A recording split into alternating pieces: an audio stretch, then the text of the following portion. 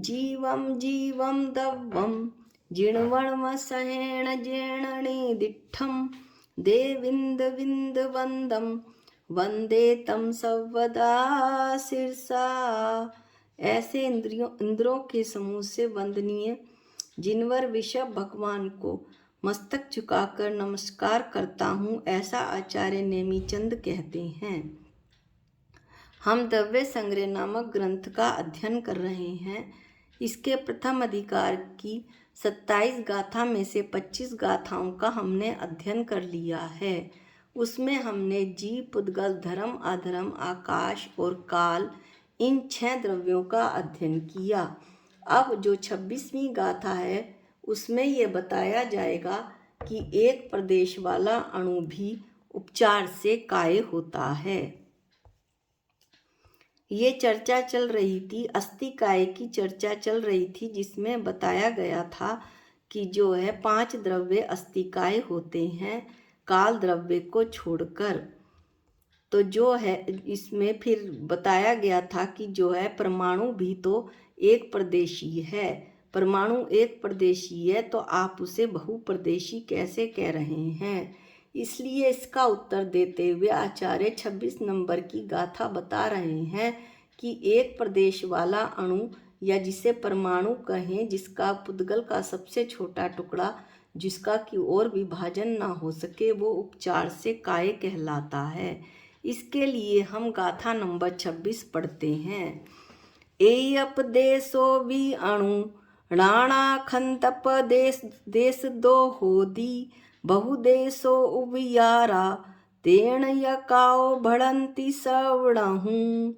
अन्व्यार्थ एयप देशो वि अणु, एक प्रदेशी होने पर भी अणु राणा खंदप देश दो, नाना स्कंद होने के कारण बहुदेशा बहुप्रदेशी होदी होता है, या और तेण इसलिए सवणहु सर्वज्ञ देव इसे उवियारा व्यवहार न से उपचार से काओ कायवान भड़ंती कहते हैं।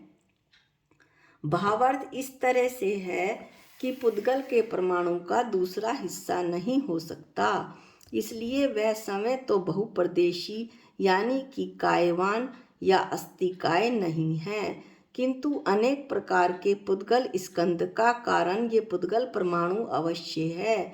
वो कैसे? वो इस तरह से कि इसमें पुद्गल परमाणुओं में आपस में मिलकर स्कंद बनने की योग्यता होती है और बहुप्रदेशी स्कंद बनने की योग्यता होने के कारण इन्हें व्यवहार से अस्थिकाय कहते हैं।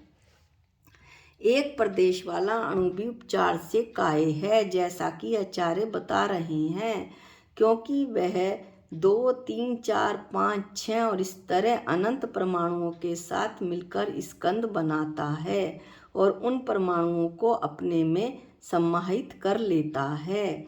हमने पिछली गाथा में पंच अस्थिकाय का वर्णन करते समय यह पढ़ा था कि 6 द्रव्य में केवल काल द्रव्य ही ऐसा है जिसके केवल एक प्रदेश होता है, वह बहुप्रदेशी नहीं होता, इसलिए वह काय भी नहीं कहलाता और इसीलिए उसको अस्थिकाय भी नहीं कहते हैं।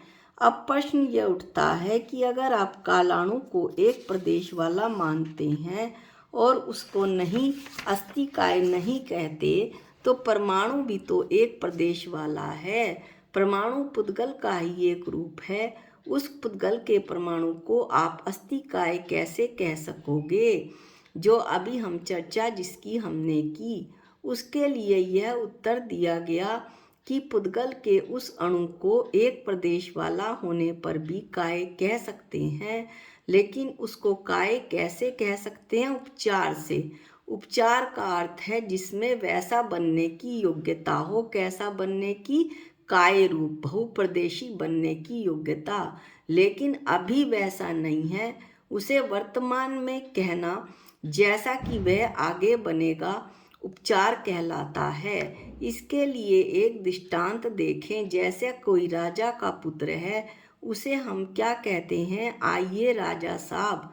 वह भावी राजा है, लेकिन हम उन्हें क्या बोलते हैं? राजा साहब।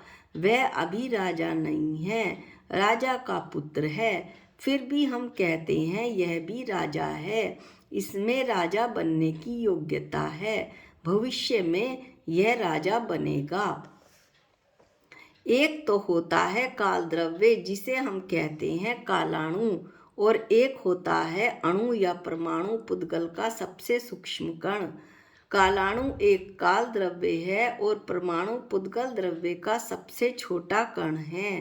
पुद्गल के अणु में यह क्षमता होती है कि वह अनेक स्कंदों को धारण कर सकता है।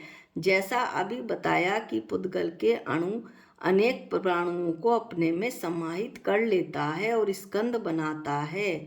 एक परमाणु में और भी अनंत परमाणु रह सकते हैं, अर्थात एक परमाणु जितना स्थान घेरता है उसी स्थान पर और भी अनंत परमाणु रह सकते हैं।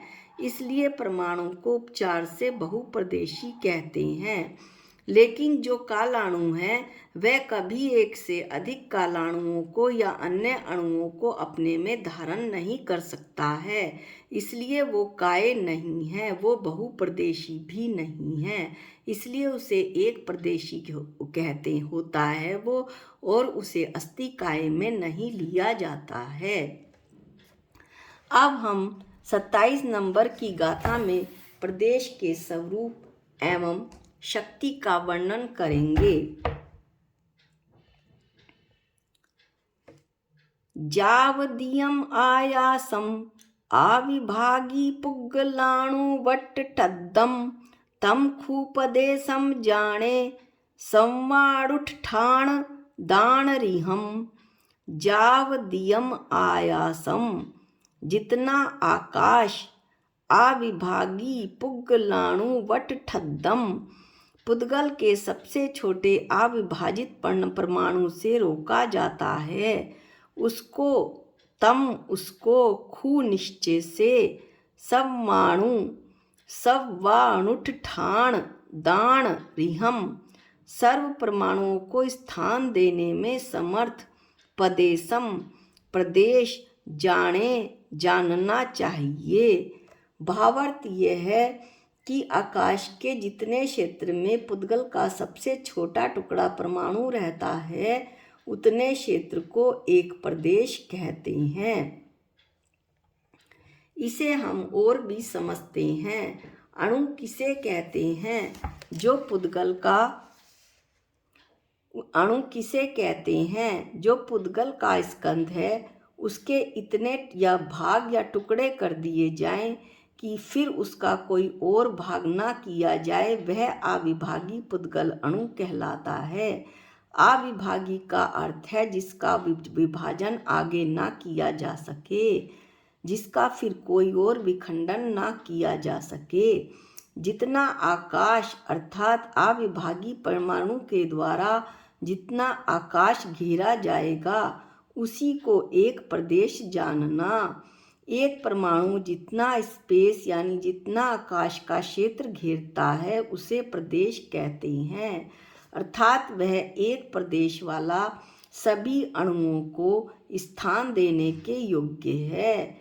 वह एक अणु सभी अणुओं को स्थान देने की योग्यता रखता है। एक अणु में भी अनंत अणु समाहित हो जाते हैं, परंतु उसका आकार बढ़ेगा नहीं। जैसे पारे के पात्र में कितना भी सोना डाला जाए वह सोना पारे में समाता चला जाता है, परंतु पारे के परिमाण में कोई भी परिवर्तन नहीं आता है। आचार्य कहते हैं कि जो इन द्रव्यों को न जानता है, 6 द्रव्यों को न मानता है, वह मिथ्या दृष्टि कहलाता है। जो इनको जानता है, मानता है और इन पर श्रद्धान करता है वह सम्यक दृष्टि कहलाता है। इसलिए सम्यक दर्शन के अंगों में बताया जाता है कि इन 6 द्रव्यों पर श्रद्धान करना सम्यक दर्शन है। जिनेन्द्र देव अथवा सर्वज्ञ देव ने जो कहा उसका उसी रूप में श्रद्धान करना चाहिए। 6 द्रव्य और 7 तत्व जो जिनेन्द्र भगवान ने कहे उन पर वैसा ही श्रद्धान करना वो सम्यक दर्शन है। ये चीज़ें चूंकि इतनी सूक्ष्म हैं कि जिसे जिनेंद्र देव ही देख सकते हैं और जान सकते हैं। हमें ऐसा श्रद्धान करना चाहिए कि जो जिनेंद्र देव ने बताया है वह सर्वथा सही है, उसमें कुछ भी गलत नहीं है। इस तरह से हमने देखा कि पुद्गल के दो रूप हुए, अणु और स्कंद। अणु पुद्गल की सबसे छोटी इकाई है। उन अणुओं से मिलकर हम देखते हैं कि स्कंद बनता है। हम कैसे देखते हैं कि हमें जो भी दिखाई पड़ता है वो सभी स्कंद हैं। हमारा पूरा शरीर भी अनेक अणुओं का स्कंद है। स्कंदों के टूटने से अणु और अणुओं के मिलने से स्कंद बनते हैं। इसे तत्वा सूत्र के 5वें अध्याय में भेदादणु अर्थात अणु की उत्पत्ति स्कंदों के भेदने, टूटने, विघटन से ही होती है। इस प्रकार से हमने प्रदेश का स्वरूप और उसकी शक्ति का वर्णन किया, प्रदेश का लक्षण देखा और प्रदेश की इस लक्षण व स्वरूप के साथ ही यहाँ 6 द्रव्यों का वर्णन पूर्ण होता है। 6 द्रव्य कौन कौन से? जीव, पुद्गल, धर्म, अधर्म, आकाश और काल। द्वितीय अधिकार होगा जो अगले वीडियो में पढ़ा जाएगा, अध्ययन किया जाएगा, उसमें सप्त तत्व एवं नव पदार्थ अधिकार की चर्चा होगी, जिसका वर्णन अगले वीडियो में किया जाएगा। आज के लिए इतना ही। निज निधि निज में बताई ये अनंत उपकार है, इसके लिए जिन वाणी माँ को वंदनानंत बार है, वंदनानंत बार है। सबको जय जिनेंद्र।